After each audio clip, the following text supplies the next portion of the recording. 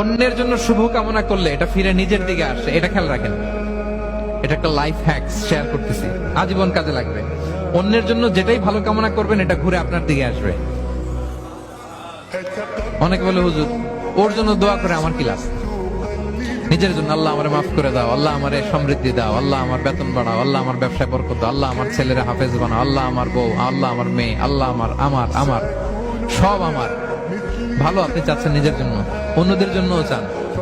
আল্লাহ আমার সব ভাইদেরকে মাফ করো, আল্লাহ আল্লাহ আমার গোটা মুসলিম উম্মাকে তুমি বরকত দাও, কল্যাণ দাও, নেতৃত্বে আসার তৌফিক দাও, আল্লাহ সবাইকে সুস্বাস্থ্য দাও।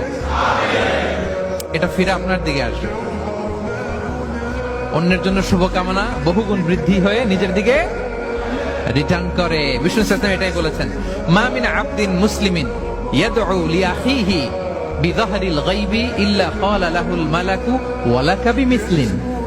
কেউ যদি তার ভাইয়ের অনুপস্থিতি তার ভাইয়ের জন্য দোয়া করে, ফেরেশতারা ওই দোয়াটা তার জন্য আগে আগে করে।